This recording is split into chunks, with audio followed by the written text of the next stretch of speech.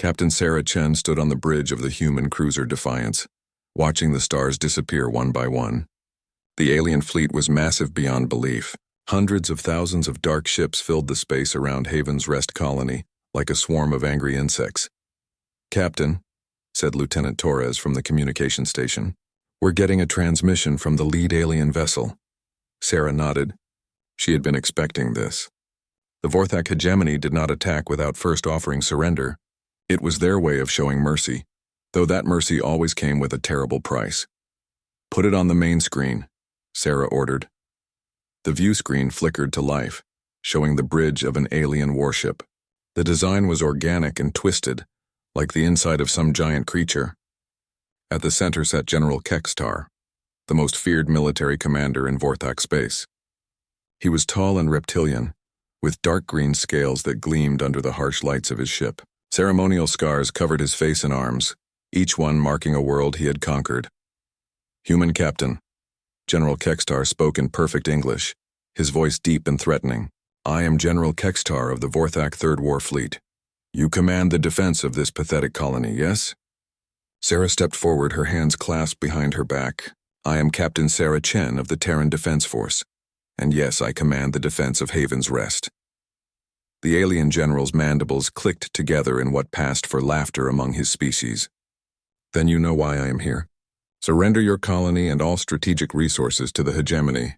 Your people will be relocated to suitable worlds where they can serve the greater good of our empire." Sarah had seen the reports from those suitable worlds, and they were labor camps where humans worked until they died. The Vorac called it mercy because they did not simply kill everyone right away. "I'm afraid I cannot accept those terms." "General," Sarah said calmly. General Kextar leaned forward in his command chair. His yellow eyes narrowed as he studied her face. "You refuse. Do you not understand the situation, human? Look around you. My fleet consists of over 40,000 warships. I have brought with me 1 million soldiers, each one a veteran of a dozen campaigns. Your entire defense fleet numbers what? 300 ships? Perhaps 400 if you count those pathetic patrol boats." Sarah's tactical officer, Commander Williams, whispered the actual numbers. 287 combat-capable vessels, Captain. 43 are light patrol craft. The odds were indeed terrible. The Vorac fleet outnumbered them by more than 100 to 1. Each Vorac warship was also larger and more heavily armed than most human vessels. By any reasonable calculation, the defense of Haven's Rest was hopeless. But Sarah Chen had not built her reputation by being reasonable. "General Kextar," she said, her voice steady and confident, "I understand your position perfectly. You have brought 1 million soldiers to take my colony." "Exactly," the alien general hissed. 1 million veteran warriors against your few thousand defenders. Surrender now and I will allow your people to live as slaves rather than die as martyrs." Sarah smiled then, a cold expression that made several of her bridge crew glance at each other nervously. They had seen that smile before, usually right before the captain did something that seemed impossible. "General," Sarah said, her smile growing wider, "I appreciate you bringing so many soldiers. It saves me the trouble of hunting them down one by one." General Kextar's head tilted to one side, confused by her response. "What do you mean, human?" Sarah leaned back against her command chair, completely relaxed despite the overwhelming enemy fleet surrounding her colony. "You say you have 1 million soldiers, General. Good. I have 1 million targets." The transmission cut to black. On the bridge of the Defiance, silence fell for several seconds. Finally, Lieutenant Torres spoke up. "Captain, did you just declare war on the entire Vorac Third War Fleet?" "I declared nothing, Lieutenant," Sarah replied, settling into her command chair. "I simply stated a fact. Commander Williams, what is the status of Operation Mousetrap?" Commander Williams checked his displays. "All automated defense platforms are online and hidden. The asteroid field weapons are ready. The moon-based mass drivers are charged and waiting. All civilian shuttles have been evacuated from the outer system." "Excellent. And our ships?" "All captains have received their sealed orders. They're ready to execute on your command." Sarah nodded. "For the past 6 months, ever since intelligence reports suggested a Vorac attack was coming, the human fleet had been preparing. They had studied every engagement the Vorac had ever fought. They had analyzed their tactics, their technology, and most importantly, their weaknesses. The Vorac were powerful, but they were also predictable. They relied on overwhelming force and direct assault. They had conquered dozens of worlds using the same basic strategy: arrive with massive numbers, demand surrender, and if refused, simply crush all resistance through superior firepower. It was an effective strategy against most species. But humans were not most species, Captain, said Lieutenant Torres. The Vorac fleet is moving. They're forming attack formation. Sarah watched on the tactical display as the alien ships arranged themselves into a massive wall of metal and energy weapons. It was an impressive sight and terrifying to anyone who did not know what was coming next. Very good, Sarah said. Signal all ships. Begin Phase 1. Across the Haven's Rest system, human warships suddenly broke formation and scattered in all directions. To the Vorac, it must have looked like panic. The human ships seemed to be fleeing randomly, some heading for the asteroid belt, others diving toward the gas giant, still others racing toward the outer system. Sarah knew that General Kextar would see this apparent chaos and assume his show of force had worked. The alien general would think the humans were running in terror, abandoning their posts and their colony. He would be wrong. Each human ship was following a carefully planned route. Each captain knew exactly where to go and what to do when they got there. The seeming chaos was actually the most complex military maneuver in human history. Captain, Commander Williams reported, all ships report ready for Phase 2. Then let's give General Kextar his first lesson, Sarah said. In human warfare, the biggest army doesn't always win. Sometimes the smartest one does. On the main screen, the Vorac fleet began to pursue the scattered human ships. General Kextar was taking the bait, spreading his massive force across the entire star system to hunt down what he thought were fleeing enemies. Sarah Chen sat back in her command chair and smiled. The general had brought 1,000,000 soldiers to Haven's Rest. Now she was going to show him why that had been a terrible mistake. The real battle was about to begin. General Kextar watched his tactical display with satisfaction as the human ships scattered across the Haven's Rest system.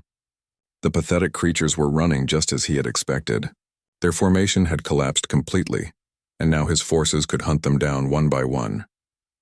Pursuit formation, he commanded from his flagship's bridge. Divide the fleet into hunting groups. I want those human ships destroyed before they can escape to hyperspace. His subordinates quickly relayed the orders. The massive Vorac fleet began to break apart, following the fleeing human vessels. Some alien ships chased the humans toward the asteroid belt. Others pursued them into the gas giant's atmosphere. Still more followed human ships toward the outer edge of the system. It was exactly what General Kextar wanted. His 1,000,000 soldiers would spread across the system like a net, catching every human ship that tried to run. Soon Haven's Rest would stand defenseless, ready for conquest. On the bridge of the Defiance, Captain Sarah Chen watched the enemy fleet divide just as she had planned. Commander Williams, are all units in position?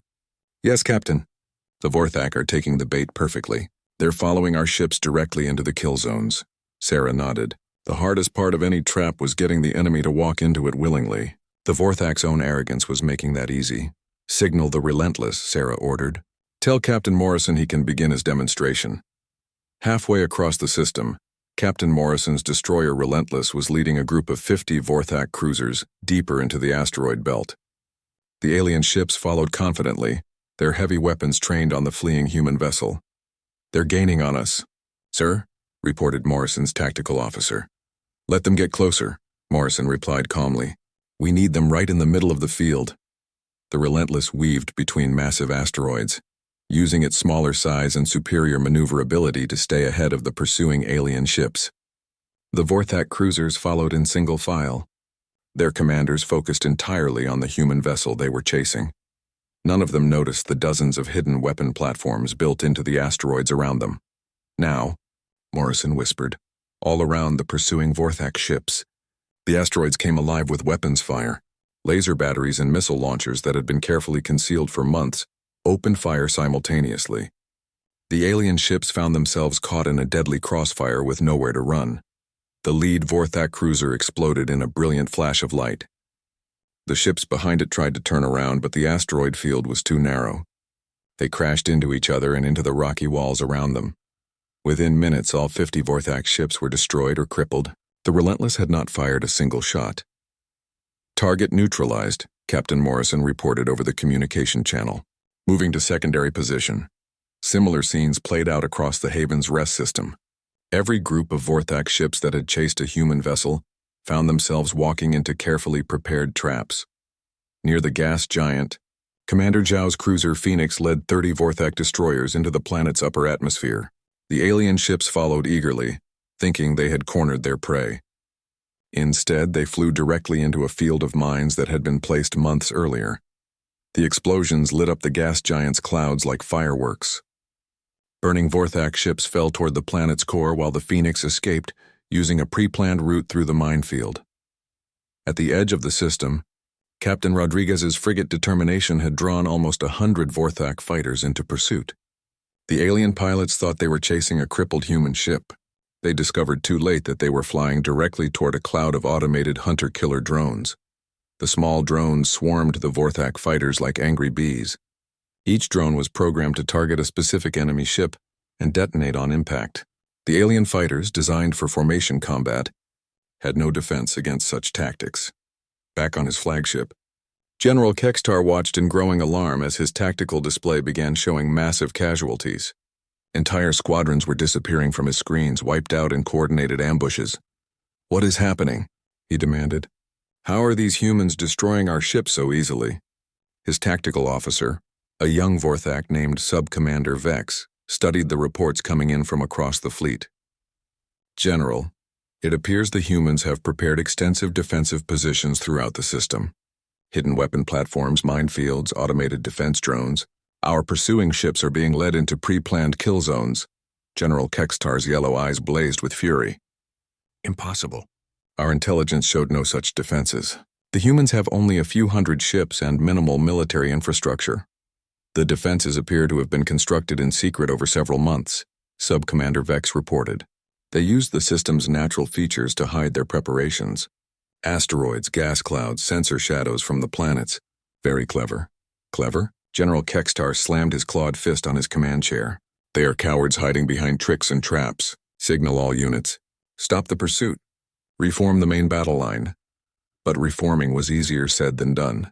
The Vorac fleet was now scattered across the entire star system, chasing what they had thought were fleeing enemies. Many ships were too far away to return quickly. Others were pinned down by human defenses or cut off by debris fields from destroyed vessels. Captain Sarah Chen watched the confusion in the enemy fleet with satisfaction. "Phase 2 complete," she announced. "How many enemy ships have we eliminated?" "Approximately 15,000 destroyed or disabled," Commander Williams reported. "Enemy fleet strength is down to about 25,000 effective ships." Sarah smiled. In less than 2 hours, they had cut the enemy's numbers by more than a third without losing a single human vessel. But the real battle was just beginning. "Signal all units," Sarah ordered. "Begin Phase 3. Time to show General Kextar that running away was just the warm-up." Across the system, human ships stopped running and turned to face their pursuers. But they did not attack in formation like traditional naval forces. Instead, each human ship became the center of its own web of destruction, coordinating with hidden defenses and automated weapons to create devastating kill zones. The humans were no longer retreating. They were hunting. General Kextar received report after report of his ships being destroyed by enemies that seemed to be everywhere at once. Human vessels would appear from behind asteroids, launch devastating attacks, and disappear before his ships could respond. Automated defenses would activate without warning, destroying entire squadrons. "This is not how space combat works," he roared at his tactical display. "They should be fighting us ship to ship, fleet to fleet. This is chaos." Sub-Commander Vex looked up from his console. "General, I believe that is exactly the point. The humans are not fighting a traditional space battle. They are conducting asymmetric warfare on a stellar scale. General Kextar had conquered 17 worlds using traditional tactics and overwhelming force. He had never faced an enemy that refused to fight by the established rules of war. He was beginning to understand that the humans were not like other species his empire had conquered. They did not think like other species. They did not fight like other species. And for the first time in his long military career, General Kextar was beginning to doubt that he would win this battle. The space around Haven's Rest had become a nightmare for the Vorac fleet. What should have been a simple conquest was turning into a slaughter, with the Vorac themselves as the victims. Captain Sarah Chen stood calmly on the bridge of the Defiance as reports flowed in from across the system. Each report brought news of another successful ambush, another group of enemy ships destroyed or disabled. "Captain," Lieutenant Torres called out from the communication station. "Captain Kim reports successful completion of her mission. The Vorac heavy cruiser squadron has been eliminated." Sarah nodded. Captain Kim commanded a small group of human fighters that had been hiding in the gas giant's ring system. When the Vorac cruisers had entered the rings to search for human ships, they found instead a coordinated attack from multiple directions. The ring particles provided perfect cover for the human fighters while interfering with Vorac sensors. "Any casualties on our side?" Sarah asked. "2 fighters damaged, but both pilots are safe. They're returning to base for repairs." It was the same story throughout the system. Human losses were minimal, while Vorac casualties mounted steadily. The aliens had superior numbers and firepower, but they were fighting blind against an enemy that knew every asteroid, every gas cloud, every hiding place in the system. "Commander Williams," Sarah said. "Status of the main Vorac fleet?" Williams checked his tactical display. "General Kextar is trying to reform his battle line, but he's having trouble. His ships are scattered across half the system, and many of the groups that chased our ships have been completely destroyed. I estimate he has fewer than 20,000 effective ships remaining." Sarah felt a moment of satisfaction. In 4 hours of fighting, they had reduced the enemy fleet by half. But 20,000 ships was still a massive force, and she knew the general would not make the same mistakes twice. "He'll try to concentrate his remaining forces," she predicted. "Probably attempt a direct assault on Haven's Rest itself." As if summoned by her words, a new transmission appeared on the main screen. General Kextar's reptilian face filled the display, his yellow eyes blazing with fury. "Human Captain Chen," he hissed. "Your tricks and traps have cost me many ships, but this cowardly behavior ends now. Face me in honorable combat, fleet against fleet, or I will destroy your pathetic colony piece by piece." Sarah stepped forward, her expression calm despite the alien general's rage. "General, I'm curious. In all your previous conquests, did the enemy ever complain that you were being unfair because you outnumbered them?" General Kextar's mandibles clicked angrily. "Numbers are part of warfare. Bringing superior force is good strategy." "I agree completely," Sarah replied with a slight smile. "And using superior tactics to defeat superior force is also good strategy. You came here with 1,000,000 soldiers expecting an easy victory. I'm simply showing you that there's no such thing as an easy victory against humans. These are not tactics," the general roared. "This is trickery. Deception. You hide behind machines and automation instead of fighting with honor." Sarah's smile disappeared, replaced by a cold stare. "General, my people are fighting for their homes, their families, their freedom. We'll use every advantage we have, and we'll make no apologies for being smarter than you expected." The transmission cut off abruptly. General Kextar was clearly done talking. "All ships prepare for Phase 4, Sarah announced. The general is about to learn another lesson about human warfare." Across the system, the remaining Vorac ships began moving toward Haven's Rest. General Kextar had decided to abandon complex maneuvers and simply overwhelm the human defenses through direct assault. It was exactly what Sarah had been hoping for. The Vorac formation was impressive even in its reduced state. Nearly 20,000 warships arranged in a massive wall of metal and weapons, advancing steadily toward the human colony. Their shields were raised and their weapons were charged. They looked unstoppable, but Sarah Chen had spent months preparing for this moment. "Activate the Haven's Rest defense grid," she ordered. On the surface of the planet, massive installations that had appeared to be mining equipment and communications arrays suddenly revealed their true purpose. Planetary defense cannons emerged from hidden underground silos. Shield generators created protective barriers over population centers. Most importantly, the huge mass drivers on the dark side of the planet began launching their cargo. The mass drivers had been firing continuously for hours, sending streams of tungsten projectiles toward carefully calculated intercept points. The projectiles were small and fast, traveling at a significant fraction of light speed. They were also completely silent and nearly invisible to sensors. The first Vorac ships never saw what hit them. The tungsten rods struck their hulls with the force of nuclear weapons, punching through shields and armor as if they were made of paper. Explosions blossomed throughout the alien formation as ship after ship was destroyed by kinetic impacts. "Direct hit on their flagship," Williams reported excitedly. Sarah watched as General Kekstar's command ship staggered under multiple impacts. Its shields failed and its hull cracked open, venting atmosphere and debris into space. The ship was crippled but not destroyed. "Signal from the Vorac flagship," Torres announced. "General Kekstar is requesting a ceasefire." "Ignore it," Sarah said coldly. "Continue the bombardment." More tungsten projectiles slammed into the Vorac fleet. The aliens tried to return fire, but their weapons could not reach the mass drivers on the planet's far side. The human installations were protected by Haven's Rest itself, safely hidden behind thousands of kilometers of solid rock. "Captain," Williams said quietly, "we're not just winning this battle. We're destroying them completely." Sarah nodded. That had always been the plan. A simple victory was not enough. The Vorac Empire needed to learn that attacking human colonies came with a terrible price. But even as she watched the enemy fleet being systematically destroyed, Sarah knew the battle was not over.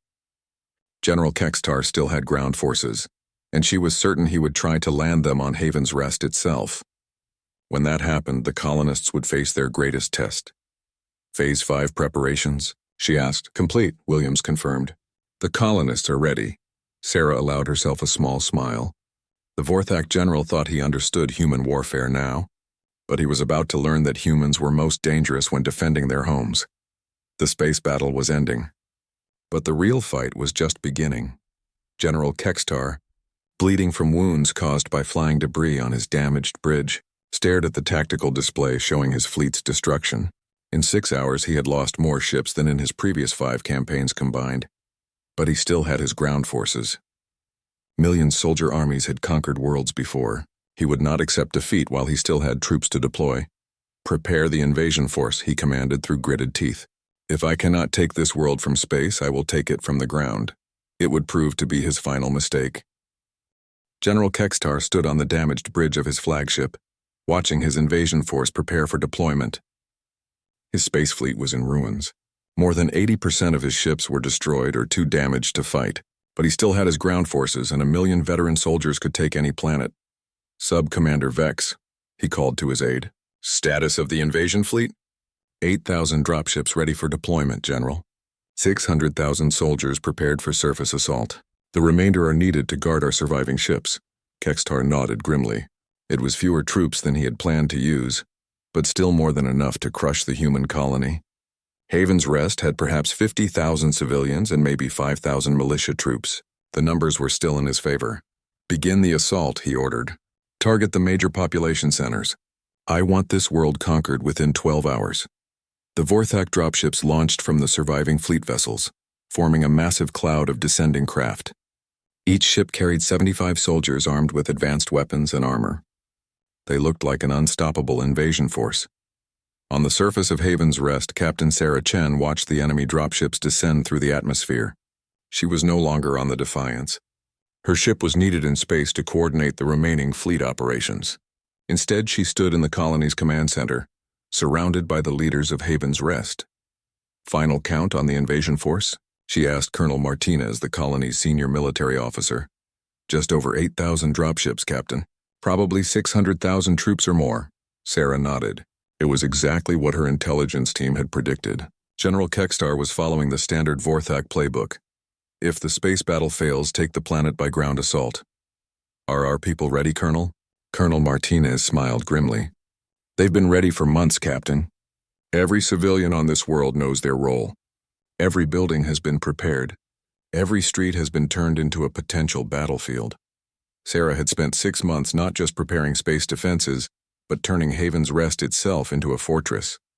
The colonists had trained extensively in urban warfare. Supply caches were hidden throughout the settlements. Weapons and ammunition were stockpiled in secret locations. Most importantly, the entire population knew the plan. "Signal all units," Sarah commanded. "Operation Hornet's Nest is now active." The first Vorac dropships landed near New Geneva, the colony's largest city. The alien soldiers deployed quickly and efficiently, using standard hegemony assault tactics. They established perimeters, set up communication posts, and began advancing toward the city center. What they found was an empty city. "Where are the humans?" Sub-Commander Thack asked his platoon sergeant. The streets of New Geneva were completely deserted. Buildings stood empty, doors open, personal belongings scattered as if the population had fled in panic. Perhaps they evacuated when they saw us coming, the sergeant suggested. Sub-Commander Thack frowned. Something felt wrong. His tactical training told him that humans should either be surrendering or fighting desperately to defend their homes. This eerie emptiness was neither. The answer came when his lead squad reached the central plaza. The moment the Vorac soldiers entered the open space, the buildings around them erupted in weapons fire. Humans emerged from hidden positions in every structure surrounding the plaza. Windows that had appeared empty revealed concealed firing positions. Rooftops that had seemed abandoned bristled with snipers. Even the sewers and underground passages disgorged human fighters.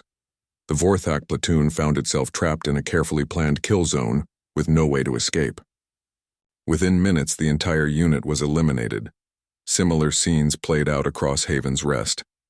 Every major landing zone had been identified months in advance. Every approach route had been prepared with ambush positions. The colonists had turned their own homes into a vast network of interconnected fortresses. In the industrial district, Vorac troops found the factories and warehouses apparently abandoned. When they entered to search for hiding civilians, they discovered that the humans had rigged every building with explosives and automated defenses. Entire companies of alien soldiers were wiped out by booby traps and remotely controlled weapons. At the spaceport, Vorac forces attempted to capture the landing facilities intact. Instead, they walked into a maze of defensive positions manned by colonists who knew every inch of the complex. The aliens' advanced weapons and armor meant nothing when human defenders could appear from any direction and disappear just as quickly. General Kextar received increasingly desperate reports from his ground commanders. General, this is not normal civilian resistance.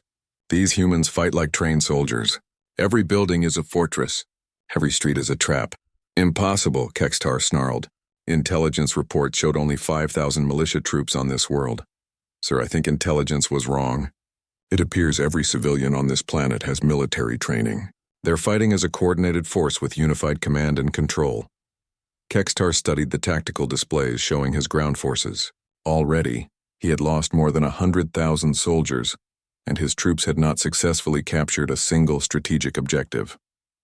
Worse, the humans seemed to be everywhere at once, striking and fading away before his forces could respond.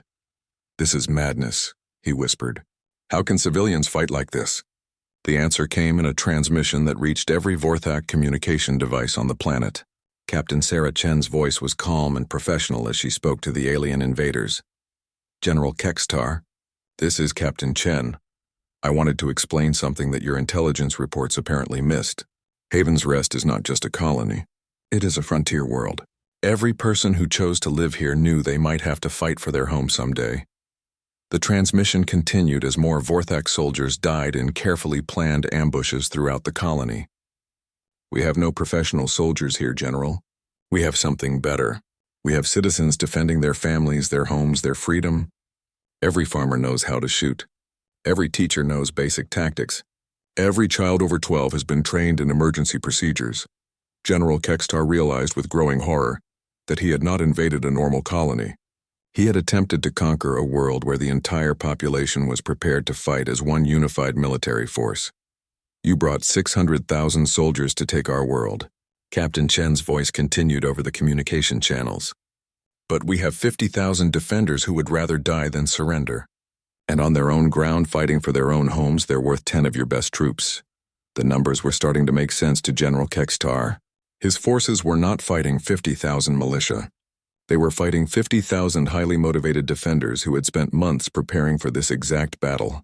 General, Sub-Commander Vex reported urgently, our casualty rates are approaching 50%. Many units are requesting permission to withdraw. Kextar stared at the tactical display showing his invasion falling apart. In 8 hours of ground combat, he had lost more soldiers than in any previous campaign. And the humans showed no signs of weakening. Sir, Vex continued quietly, perhaps we should consider Captain Chen's offer of surrender terms. For the first time in his military career, General Kextar faced the possibility of complete defeat. His space fleet was destroyed. His invasion force was being systematically eliminated by an enemy that refused to fight fair. But the worst part was that he was beginning to understand that the humans were not refusing to fight fair. They were simply fighting smarter, and General Kextar was finally ready to admit that he had been outsmarted from the very beginning. General Kextar stood in the ruins of what had once been his command center aboard the flagship. Emergency lighting cast strange shadows across the damaged bridge. More than half his consoles were dead, and the air smelled of smoke and ozone from burnt electronics. "Sir," Sub-Commander Vex reported, his voice barely above a whisper. "Latest casualty reports from the surface." Kextar did not want to hear the numbers, but he needed to know how completely he had been defeated. "Report: 420,000 soldiers lost. Most units are requesting immediate evacuation. Ground commanders report that continued operations are impossible." The general closed his eyes. In less than 12 hours of ground combat, he had lost more than 2/3 of his invasion force. His space fleet was in ruins. His million-soldier army had been reduced to scattered survivors hiding in the wreckage of their dropships. "And our remaining fleet?" 3,000 ships still capable of movement, sir. Most are transports and support vessels. Perhaps 500 actual warships remain operational. From 1,000,000 soldiers and 40,000 ships to this, General Kextar had suffered the most complete military defeat in Vorac history, and it had all been accomplished by fewer than 300 human ships and 50,000 civilian defenders. "Incoming transmission from the human fleet," Vex announced. Kextar nodded slowly. He knew what this would be. Captain Chen was going to offer him surrender terms. The question was whether those terms would allow him and his surviving soldiers to live. The main screen flickered to life, showing the bridge of the human cruiser Defiance. Captain Sarah Chen stood calmly at the center of the image, surrounded by her bridge crew. She looked exactly as composed as she had at the beginning of the battle, as if destroying the most powerful invasion fleet in Vorac history had been just another day's work. "General Kextar," she said formally, "I believe it's time to discuss the end of hostilities." Kextar straightened his uniform and tried to maintain some dignity, despite his devastating defeat. "What are your terms, human?" "Complete surrender of all Vorac forces in this system. Your surviving ships will be disarmed and escorted to the edge of human space. Your remaining soldiers will be evacuated from Haven's Rest and returned to Vorac territory." The general was surprised. He had expected demands for tribute, territorial concessions, maybe even the execution of senior officers. "That is all? No reparations? No territorial demands?" Captain Chen's expression remained neutral. "General, we are not conquerors. We simply want you to leave our space and never return. However, there is one additional condition." Here it comes, Kextar thought. The real price of defeat. "You will carry a message back to the Vorac hegemony," Chen continued. "This message will be broadcast on all channels throughout your empire. The message is simple. Humanity is not to be attacked again. Any future aggression against human colonies or ships will result in consequences far more severe than what you have experienced here." Kextar found himself nodding. It was not an unreasonable demand. And if the hegemony chooses to ignore this warning? For the first time since their initial communication, Captain Chen smiled. It was not a pleasant expression. "Then you can tell them exactly what happened to your 1,000,000 soldiers. Let them decide if they want to risk the same fate." The transmission ended, leaving Kextar alone with his thoughts. He had come to Haven's Rest expecting an easy victory over a primitive human colony. Instead, he had discovered that humans were unlike any species the Vorac had ever encountered. They did not fight with honor in the traditional sense. They fought with intelligence, creativity, and ruthless efficiency. They used every advantage they could find and created advantages where none existed. Most importantly, they fought as if their very survival depended on victory. "Sub-Commander Vex," he said finally, "signal all units. We surrender." The formal surrender ceremony took place 2 days later aboard the Defiance. General Kextar and his remaining senior officers were escorted to the human ship under heavy guard. They were treated with professional courtesy but no warmth. Captain Chen received the surrender in the ship's main conference room. She had changed from her battle uniform into formal dress blues. Around the table sat the other human commanders who had participated in the defense of Haven's Rest. "General Kextar," Chen said as the alien officer placed his ceremonial weapons on the table, "I want you to understand something before you return to your empire. This was not a victory of human technology over Vorac technology. This was not even a victory of human numbers over Vorac numbers. She stood and walked to the viewing port, looking out at the debris field that had once been the proud Vorac Third War fleet. This was a victory of human thinking over Vorac thinking. You came here expecting to fight the same kind of battle you had fought a dozen times before. We gave you a completely different kind of war. Kextar found himself genuinely curious about her perspective. What do you mean? You brought overwhelming force expecting easy victory. We turned your strength into weakness. Your MillIon soldiers became 1,000,000 targets. Your massive fleet became a navigation hazard when we started blowing it up. Your rigid military doctrine became a predictable pattern we could exploit. Chen turned back to face the defeated general. The lesson you need to take back to your empire is this.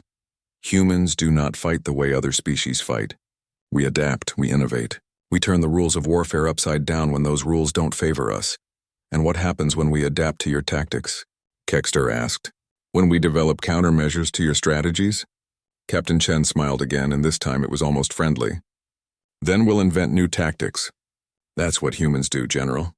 We never fight the same war twice. The ceremony concluded with the formal transfer of Vorac weapons and the scheduling of evacuation flights for the surviving alien soldiers. Within a week, the last Vorac ship had left the Haven's rest system, carrying the survivors back to their empire. General Kextar kept his word about the message. The story of the Battle of Haven's Rest spread throughout Vorac space and beyond. Other alien empires heard how a small human colony had destroyed the mighty Third War fleet. Some species were impressed. Others were frightened. All of them began to reconsider their previous assessments of human military capabilities. The Vorac hegemony issued no official response to the defeat, but their fleets began avoiding human space.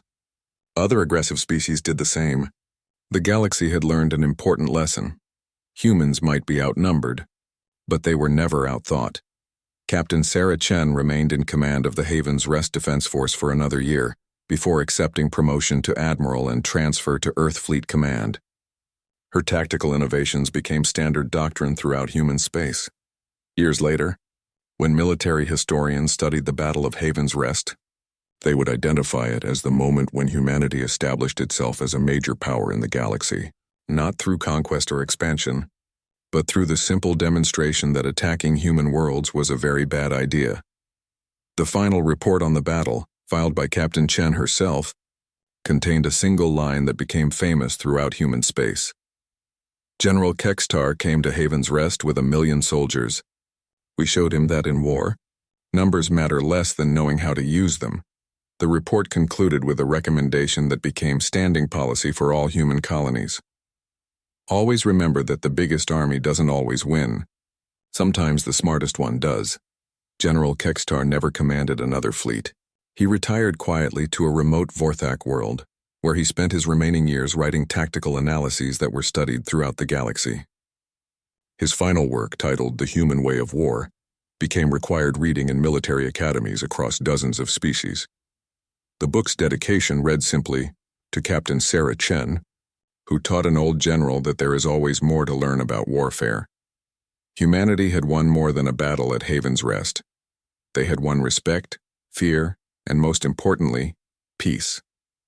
The galaxy now knew that humans were not to be underestimated, and that knowledge kept the peace far more effectively than any fleet of warships ever could.